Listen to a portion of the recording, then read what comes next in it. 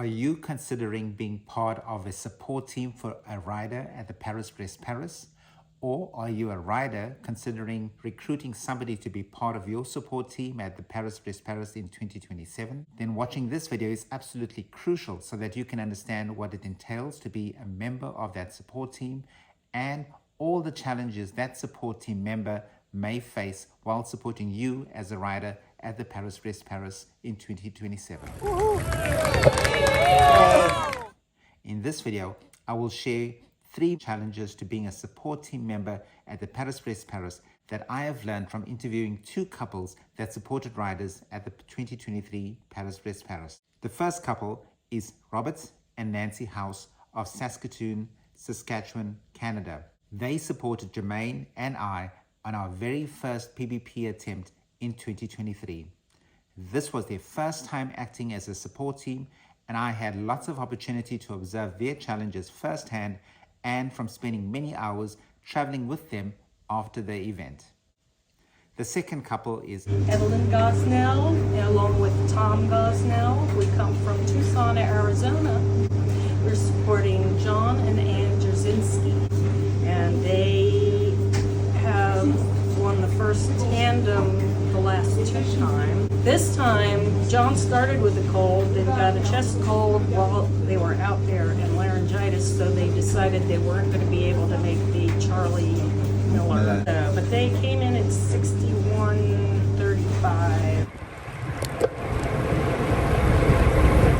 Just in case you are new to this channel and are not familiar with the rules related to support at the Paris-Brest-Paris, be aware that providing support to riders is only allowed within a clearly defined zone at the checkpoints and not on the rider's route. Teams have to follow a designated route that does not cross that of the riders, and infringement of these rules may incur the supported riders a significant time penalty. The first challenge is that being part of a support team can be physically and mentally demanding.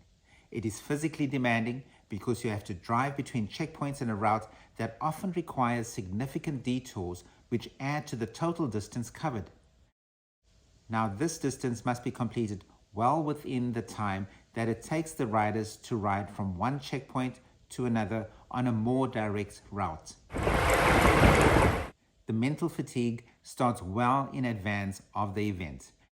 They then have to formulate a plan as to where to purchase food, fuel, and other supplies, and then monitor the road for unexpected detours, and to ensure that the support team doesn't unexpectedly blunder onto the rider's course, as the rider being supported may be assigned a 2-hour penalty if this does happen. They then have to check on the progress of the rider and ensure that the support team arrives well in advance of the rider at the agreed checkpoint. They then have to concentrate to make sure that everything is prepared. This may include preparing things as what Nancy and Rob did for us. That is, preparing hot soup, preparing sandwiches, filling spare water bottles, mixing electrolyte solutions, making sure that all our spares were available if we needed them, making sure that we had a change of clothing, everything that we needed to ensure that we had a smooth and efficient transition, losing as least time as possible at each of the checkpoints. And we got Airbnb just south of Lodiac. Okay. And we didn't stay there much. It was beautiful, but I mean, we weren't there much. Yes. We slept maybe a whole 2 hours. Yes. But we would go there, prepare for the next checkpoint, and then get there and accomplish it in 20 minutes, and then go back and prepare for the next one. Because we would take their bottles that they, had, and their electronics, and we would they prepared all the recharging equipment, and we would start recharging, especially from Brest back to Ludiac. They had us a car charger for like 8 things. And then when we got back to our Airbnb, there was a charger for inside. And then we would just make whatever sandwiches and food they wanted and refill bottles and get ready to go to the next place. additional mental concentration is required to manage the rider's complaints and concerns, and these may be plentiful depending on the level of fatigue and other difficulties the rider may experience on the route between the checkpoints. The support team must then pack up and depart as quickly as possible to ensure that they get to the next designated checkpoint before the riders arrive. They have to repeat this process as many times as required by their riders at successive checkpoints over a period of 3 or 4 days, and then try to sleep somewhere between their contact with the supported riders. Mental fatigue in this process is almost completely guaranteed. By the time that Germaine came back to Ludiac from Carhay, we were pretty sleep deprived, honestly. To answer your questions, yes, we were short of sleep, and no, we didn't catch up until the event was over. Yeah. We did try to sleep there after we got to Ludiac. Yeah. We had a few hours there. What I should have taken, or well, we did have a little sleeping bag. Another time I'd have a waterproof bivy sack that in case it's raining, and I'd get myself flat on the ground on the grass somewhere, maybe a set of earplugs, and go to sleep on the grass. Just kind of pushing the seat back, your driver's seat back, and trying to get some sleep there. Didn't really work And it wasn't that very good well. for your ankles. It wasn't good for my ankles circulation. Whereas I was able to lay down in the front seat, because it was wide enough and I'm short enough that I actually, if I scrunched up, I could lay down. All of this stress may be amplified for many doing this in a country that you may not be familiar with the language, the customs, and the road rules. Yeah. We have a very little amount of French, which we learned in high school 50 years ago. Yeah, about 50 years ago. And we should have brushed up on it a bit, I think. It would have helped if we'd been able to speak it better and understand it better. Because you could manage to ask someone a question and then they'd reply in French that you didn't understand.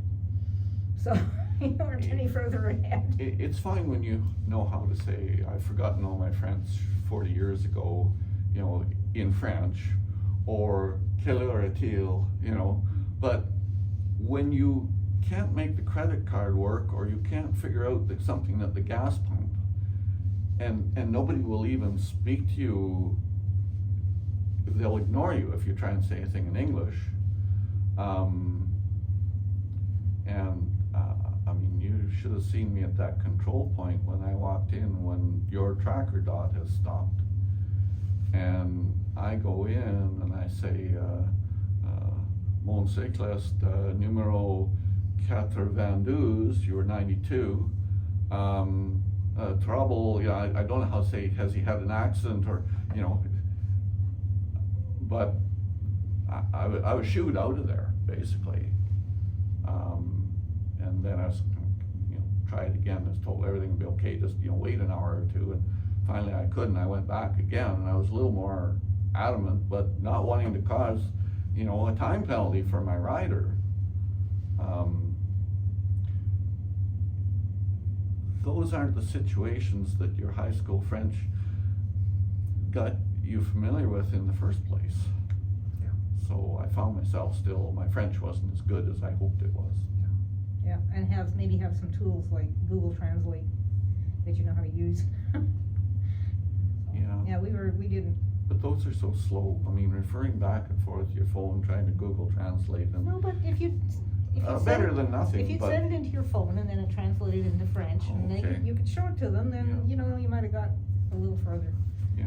But on the other hand, like Rob says, if you speak English, they just ignore you. It's like you're not there, so that might not have worked either. I think that as a support member, you have to be physically prepared to meet these challenges. Consider a physical activity plan that includes some strength and endurance training, either on a bicycle or in a gym, that will provide you with the endurance to be continuously active for the duration of the Paris-Brest-Paris.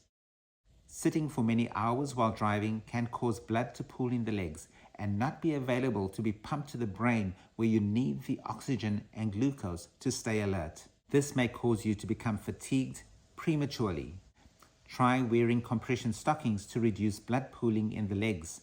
Get out of the vehicle to walk frequently and contract your muscles, and try to elevate your legs above the level of your heart if you get the opportunity to lay down at some of the checkpoints. Ensure also that you are in good physical health, as you don't want a medical issue to make it difficult for you to complete your role as a support member and inadvertently compromise your rider's event. To reduce the mental stress associated with supporting riders at the Paris-Brest-Paris, I would make the following recommendations. Consider reconnaissance of the route either in the years prior to the Paris-Brest-Paris or immediately before the event. And if you're not used to driving in France or someplace like it, you should probably practice driving. And if you have time, it would be good to drive the route or some of the route ahead of time. Yeah. If we had launched in a support crew for you before that pre-drive of the course and just suddenly launched into me driving this vehicle, trying to get through these little towns on the way to Villain and, meet you, I just can't imagine that I would have You have to made get, it through. and you have to get quite comfortable with roundabouts. Also, consider partnering with somebody who has supported on the Paris-Brest-Paris before or on other long-distance events. However, the best preparation may not necessarily prepare you for all the difficulties that you may encounter during the event. The second challenge of providing individual support at the Paris-Brest-Paris is that support teams may feel that they are being tolerated rather than welcomed by the Paris-Brest-Paris organizers. Here's something very important. Yeah. We signed up as a support vehicle. If we had not signed up and put the stickers on our car, we could have gone anywhere. Exactly. So that's what my perception is. We did Putting not- the stickers is actually a disadvantage, It is. because then it restricts you. Yeah. Because there were people on the route that I saw consistently at different places, and they were like right on us. Yeah, I don't see that we had any advantage. No, there's no advantage. Did you have any benefits in terms of parking No, by having the no, stickers? no. No benefits. None whatsoever. No, we did, and it was really a pain. Yeah. No, that's my perception as well. The Paris-Brest-Paris is organized and run by a very small group of volunteers relative to the number of participants. And with the ever-increasing numbers of riders participating in the Paris-Brest-Paris, there is a growing challenge on the volunteers to host and manage the riders. Add to that the challenge of facilitating support teams for individual riders, then the number of people to accommodate at the Paris-Brest-Paris may increase significantly. Imagine if just 5% of almost 7,000 riders at the Paris-Brest-Paris choose to have individual support. This essentially equates to 350 individually supported riders. And if each supported rider has just 2 members in a support team, that will lead to at least 700 extra people to host and accommodate at the Paris-Brest-Paris. 700 extra people who may require to use the toilet, washing facilities, meals, sleeping facilities, and medical support. It is therefore understandable that some checkpoints are not able to accommodate members of the support teams at their facilities. Villain-la-Joie is perhaps the exception in that they have indicated that they welcome members of the support teams in addition to that of riders at their facilities. I suggest that charging a fee for the support teams might be able to provide the additional revenue that could be used to provide those facilities for the support teams. This may include dedicated parking facilities for the support team members at the checkpoints, access to ablutions, meals, and sleep facilities. But until there are significant changes, I anticipate that individual support teams should expect to be tolerated rather than being welcomed at the Paris-Brest-Paris. The third and perhaps greatest challenge for supporters is finding the right balance between encouraging a struggling rider to continue with the event or withdraw from the event. Now, the Paris-Brest-Paris is a very difficult event. it requires extreme physical and mental fortitude to complete. Everyone struggles during this event. While the majority of riders may complete this event despite these difficulties, there is approximately a third that does not. You know what? I don't think I want to do this again. Oh, It's hard. it was hard. Oh, It's hard. You know, why would you want to ride through the night with no view, you know, torturing? Often the support team is the main point of contact for most riders, and the support team may have to help the struggling rider make some very serious decisions about whether to continue or withdraw when they are at their lowest point mentally and physically. And while it is ultimately the rider's own decision as to whether they will continue with the ride or not, the support team can provide crucial clues both directly and indirectly that may influence the rider to come to that decision. The support team in this regard has a front row seat to the rider's performance along the course and will witness the inevitable decline in performance for many as sleep deprivation, mental fatigue, physical exhaustion sets in with successive stages of the event. All the while, the support team too may suffer from similar difficulties from driving, preparing, calculating, communicating, and staying awake for many more hours than most people will be accustomed to in everyday life. Should the support team encourage a rider to continue who is clearly fatigued and may suffer from physical harm in the event of an accident or pose a danger to other riders in the peloton? Or do they advise the rider to withdraw, knowing that this may be followed by a long period of severe regret and disappointment at not completing the event that they have anticipated for so long and prepared so much for? This, for me, is the greatest challenge that I see, looking from outside as a rider and not having had the experience of being in a support team. Furthermore, I do not think there is a clear, simple answer as to how to deal with this challenge, and this is something that any support member may encounter while providing support at the Paris-Brest-Paris. I would advise that you think carefully about how you will address each of these challenges, either as a rider looking to recruit a support team member, or if you are considering volunteering to be part of a support team at the Paris-Brest-Paris. One way to prepare would be to discuss these aspects between the riders and the support teams well in advance of the event. Another would be to practice providing support at other 1,200 kilometer events leading up to the Paris-Brest-Paris, and at the same pace and intensity as that anticipated at the Paris-Brest-Paris.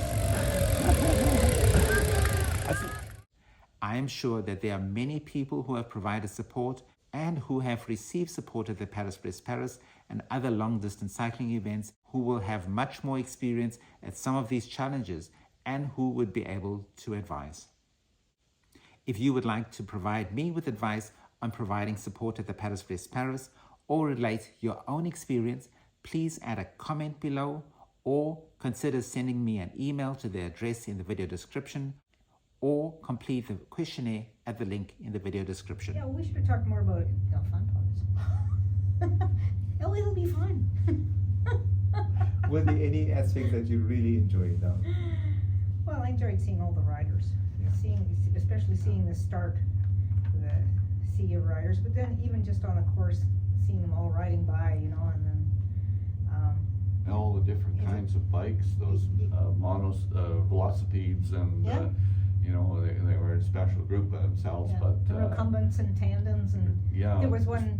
There was a, what do you call it, a tridem? There were 3 people on one bicycle. I don't know what you even call that. Remember that? Yeah, I don't know. And we got to talk to that lady who, I don't know if she could, I hope she completed it. It would be her 10th. Oh yes, she did. And she did complete. She completed it. She was yes. riding with a young man this Yes. time on a tandem. That's right. Yeah. And any little bits of time that, it was generally before the event, like that morning before at the castle there, where we had all the different country groups getting together and taking pictures and visiting with them. But it was amazing seeing the organization, the actual event.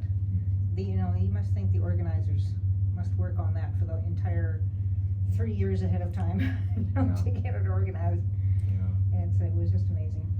And you could be 85 years old and there, and there's just something about it that makes you want to go. Makes you want to give it a try, you know, like. I would like to thank Nancy and Rob for providing invaluable support to Jermaine and myself at the Paris-Brest-Paris and for taking the time to participate in the making of this video. Thank you also to Evelyn and Tom for providing valuable advice so spontaneously.